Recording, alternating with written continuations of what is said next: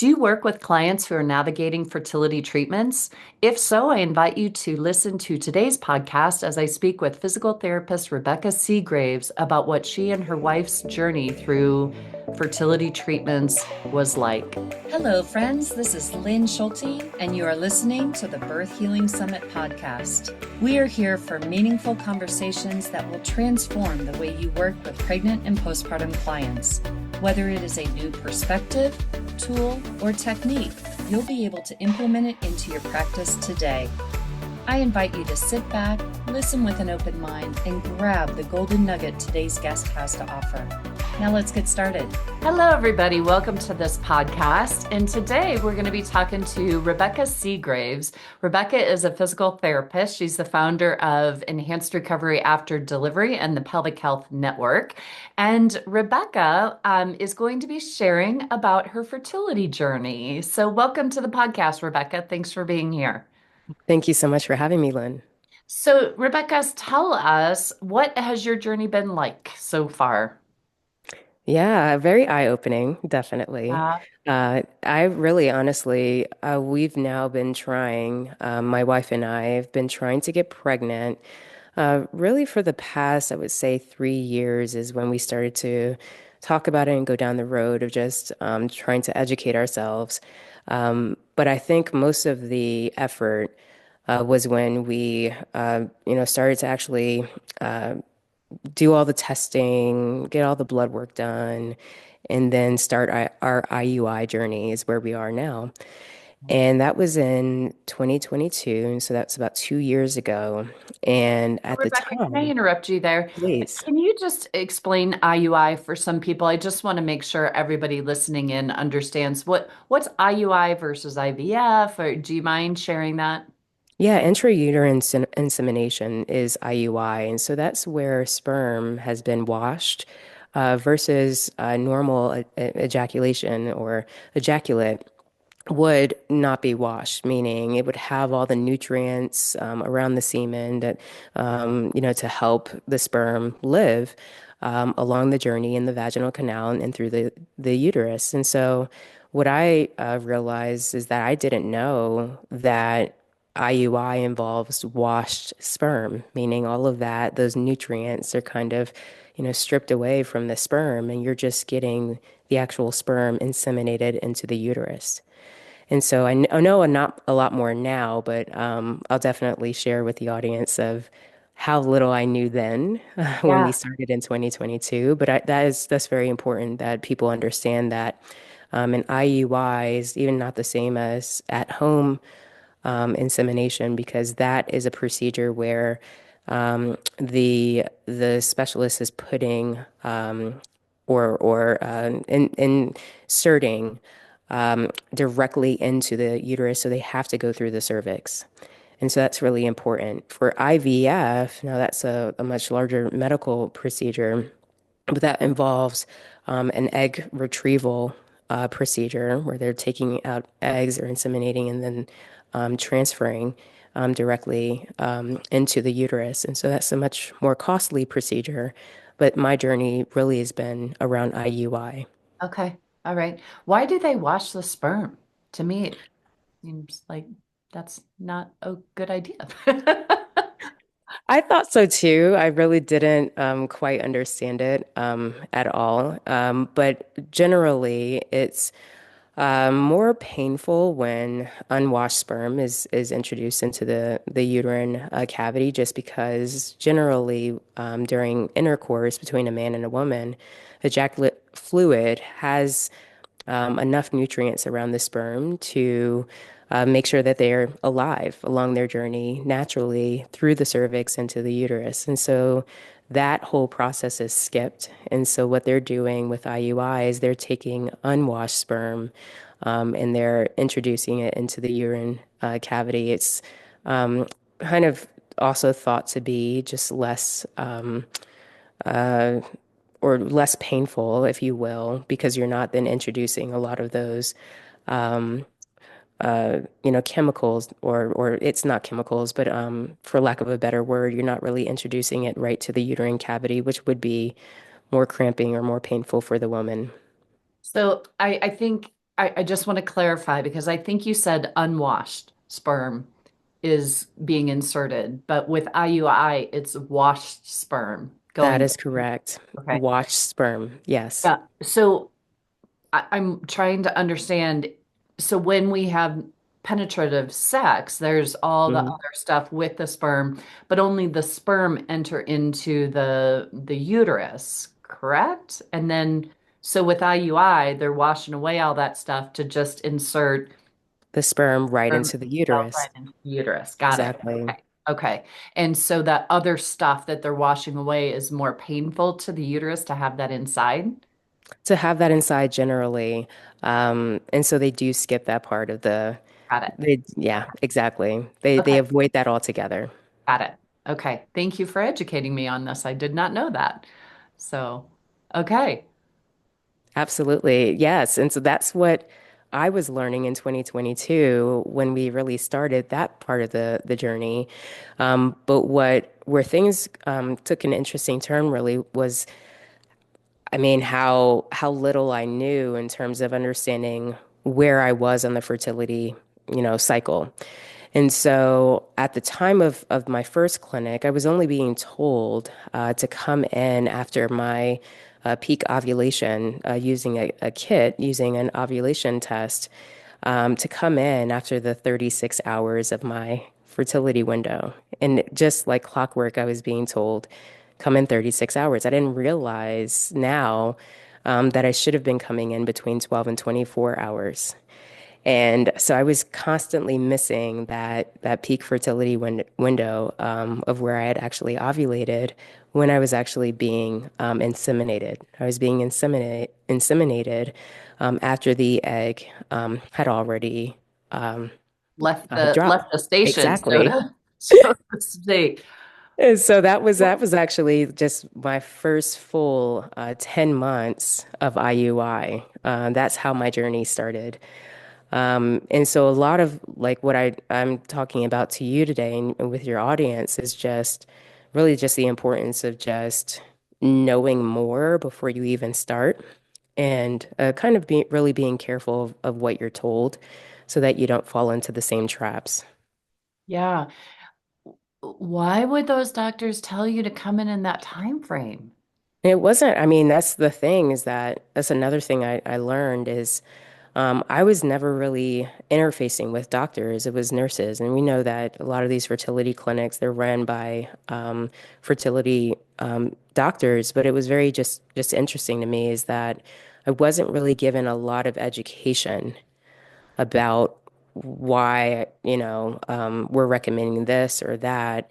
And I never asked. And that's very unusual for me because I ask and I prod and I scope and I research and I Yeah. do all of this in every other, sense. But with fertility, I just completely left it up to the clinic. So I never really understood really what their reasoning was. It still doesn't make sense to me to this day. And it's important for the listening audience to know that each IUI was $1,500, right? And so at that time, I did eight along that 10-month period. The first 2 months were a lot of tests and things like that.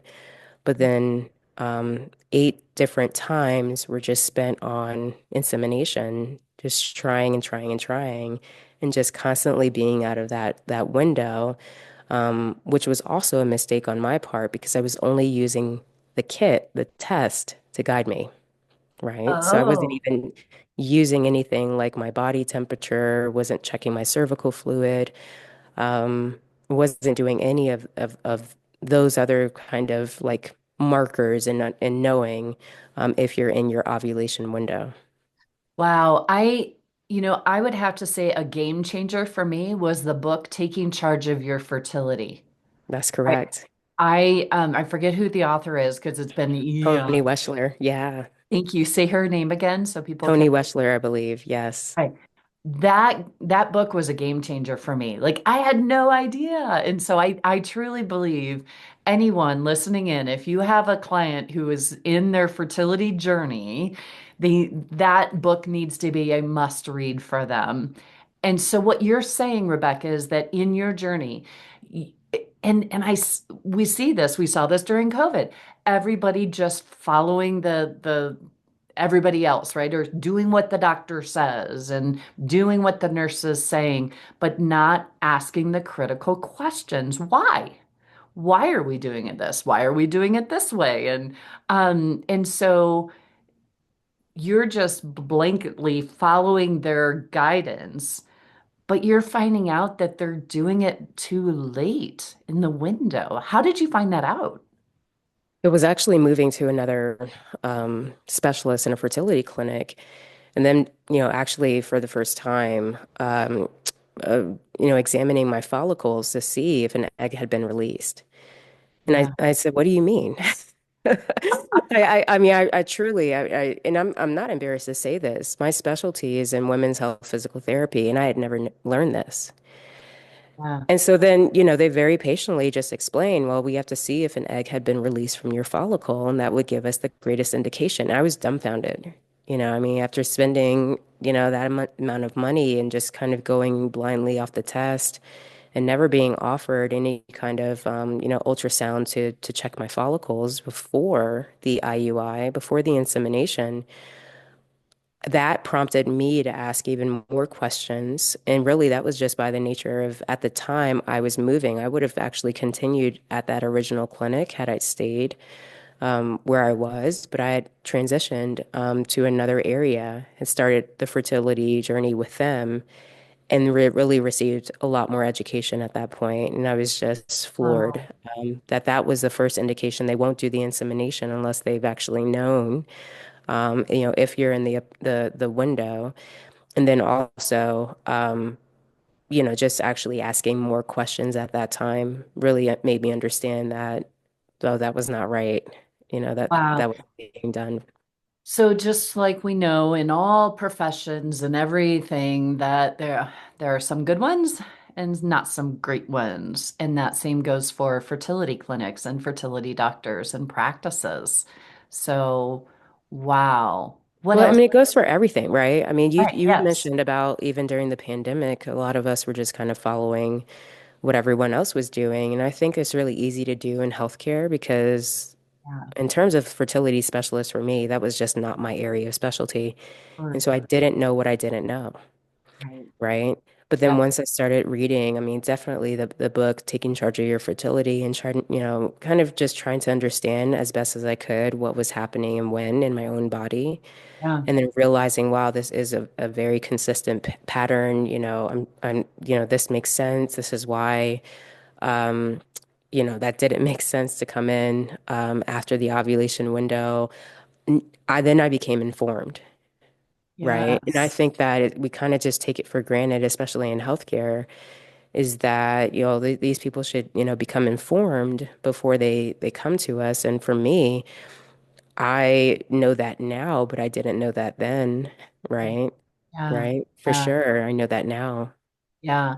Wow. I think that is just so important for all of us to hear because I bet there's a ton of our clients out there going through this process and they aren't fully informed. And I think it's important for us as practitioners to try to inform them as best we can with what we know, with the information that we do know. And I did have Yenny Abraham, is it son or Abraham? Uh, Yes, Abraham. Hmm. Abraham think. I always want to put a son on the last part of her name. But Yenny was on the summit last year and talked about fertility. And she has a whole program on learning more about fertility. So if you guys have an interest in that, please make sure you check out her program. But I just think it's so important for us as practitioners that we are as educated as possible to help our clients become as educated as possible. Was there any other surprises for you as you've been through this journey?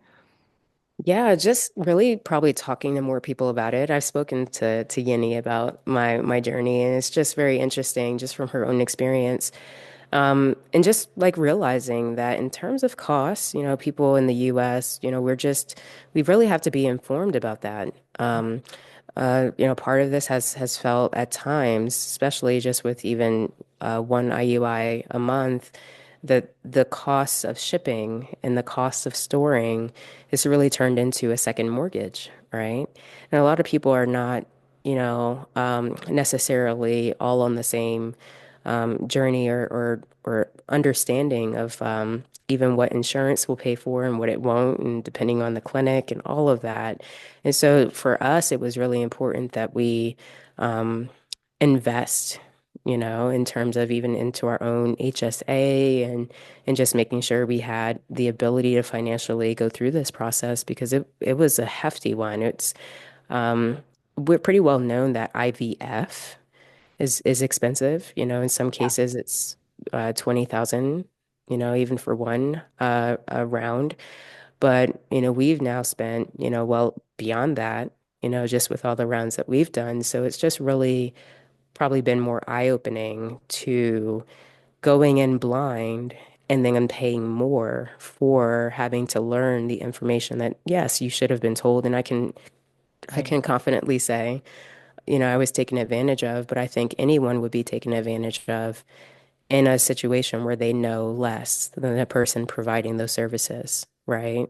And Yeah. so having information from a what $8 book now, taking charge of your fertility is so affordable. I think it's less than $10 anywhere online. Having that kind of information, I think would have been really helpful before I ever started this journey of trying to get pregnant. Right. And unfortunately, I'm thinking to my clients, I don't see them until they've been on this journey for like yourself a couple years, to really look at what other factors might be influencing their infertility. But I think what you just said there is if anyone is thinking about the fertility journey, the assisted fertility journey, they need to be as educated as possible on their body, their cycle, their fertility as much as possible and not put it all into the hands of the provider. I just as people these days, it's not in our best interest to do that, especially when you're putting in so much money to make this happen. So, wow, that's Right. crazy. I mean, if And you think about it, yeah, we would never do that with real estate. Right? We would never just put all of the onus and responsibility on our realtor or, I mean, yeah. it's things like that when I had to break it down into what caused me to just, as much of a sleuth as I am in terms of just investigating what would cause me to just trust so willingly and freely. Um, it really floored me as to how readily I was to do that with something so intimate with my body that I wasn't really aware of, and I had never learned, and I didn't take the time to learn.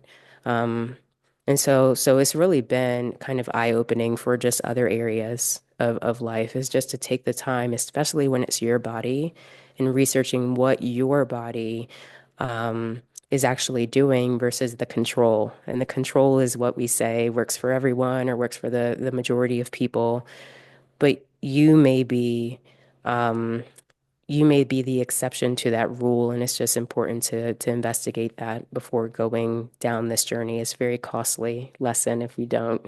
Yeah, yeah. I just think that's medicine. I mean, that is the just we trust the doctor and we think the doctor is God and we put all of our faith and hope and trust in the doctor. And as humans, we can't do that anymore. And especially the hospitals. That's one thing I've learned from COVID is like I am leery of hospital policies these days because I truly do not believe that medicine is headed down the right path where they have our best interest at heart. And the medical system is being run by the pharmaceutical companies and the insurance companies. We all need to understand that. It's important for us all to recognize that and realize that, and that it truly is the bottom line that is governing medicine today. And so we need to stay empowered. We need to be educated. We need to know beyond what mainstream media wants us to know. And take the power back into our own hands and learn about our body, learn about our fertility. And as practitioners, I think we all need to read that book if you haven't. Like that's like basic, that should be pelvic health 101 is reading the book Taking Charge of Your Fertility because I read that when I was trying to get pregnant and I had no idea that our cervical mucus changes throughout our cycle, and it can tell you when you're more prone to being fertile. And the cervix changes, and it can, it opens up when we're fertile. And those are things that we need to be educating our clients on. And so I thank you, Rebecca, for sharing your story with us and helping to open our eyes that there are more things that we need to be doing to take charge of our fertility and helping our clients take charge of their fertility. So thank Absolutely. You're you. so welcome. Anything else you want to share with us before we say goodbye or Yeah, definitely. I would say probably the most helpful thing on this journey has been working with a practitioner by the name of Dr. Catherine Sylvester, who was monitoring me via smartwatch.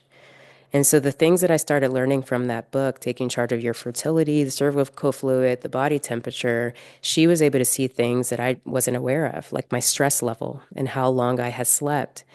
And all of that played into, whether sometimes she would tell me or not, I wouldn't do it. I wouldn't go in for an IUI versus the clinic that was saying, what does your test say? Okay, come in, after the window, right? I didn't realize I was coming in after the window either. But it was all of these little things that I was learning from her, learning from the book. And I realized that what you said is so accurate is that information is empowering. It really is. The more information that you have, the only person I really could truly be mad at the end of the day was myself. And I was coming in blind, and really now I'm more informed. And so I know who to spot and who aligns with my health beliefs and my medical beliefs. And it's really easy to see the people who don't. And so I think the more that informed you are, the more you're able to really kind of navigate around the potholes and the pitfalls that we know is in our medical system. But we're now driving behind the wheel and we're able to avoid that a lot more readily and we're not falling victim to it. And so it really is taking me out of that victimhood, if you will, Mhm. and I'm learning more. I'm constantly learning more. And so thank you for giving me the opportunity to share. Yeah, well, thank you for sharing. I really appreciate your vulnerability and sharing your journey with us. And this whole podcast is just to help us to know more. So when we know more, we can do more, we can do better. And so, you feel more empowered now, right? That's stuff happens to us for a reason, Rebecca. Absolutely. Yeah, it's a journey too, isn't it? Hmm. Oh my gosh. Well, I love how technology is really helping us out with all that too. That's so cool. Smartwatch technology is a game changer. It really is. Yeah, that's awesome. Yay. Oh my gosh. Well, I wish you the best of luck on your journey and I'm gonna just hold the intention that you're successful as soon as possible. So may Thank you. 2026 be a wonderful year for you both. Thank you, Lynn. Thank Yeah. you. So thank you, Rebecca, for sharing all this with us. I'm so grateful to you and everybody. Rebecca is going to be a part of the Birth Healing Summit this April. So tell us a little bit about what we're going to be talking about in April. Absolutely. So, we're going to be talking about the other side of fertility and actually recovery for those individuals who are either expecting or not expecting a cesarean section. So, I'll be introducing the cesarean section rehab protocol that we developed, especially for doulas and health and wellness professionals to be the vehicles of providing that information earlier to individuals who give birth, to families who give birth by C-section.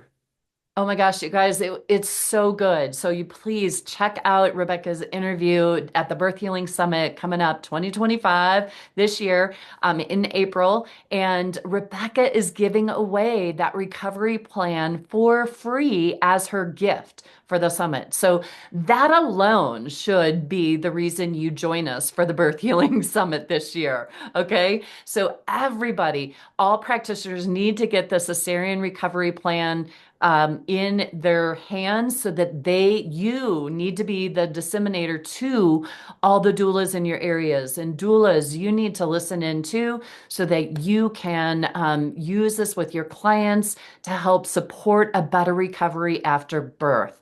And this free gift is a game changer for birth in this world. And I'm super excited to get this out into everybody's hands. So please share the word about the Birth Healing Summit and about this recovery plan because we want to get this plan into as many hands as possible. Thank you. Thank you, Rebecca, for being on the podcast. Thanks for being a part of the summit this year. And thank you, everybody, for listening in. And we will see you all on the next podcast. Take care, everybody. Bye-bye. Today's podcast was brought to you by the Institute for Birth Healing. To discover more, visit instituteforbirthhealing.com. To claim $50 off of any online course, use coupon code PODCAST50 at checkout. Till next time, I'm Lynn Schulte, founder of the Institute for Birth Healing.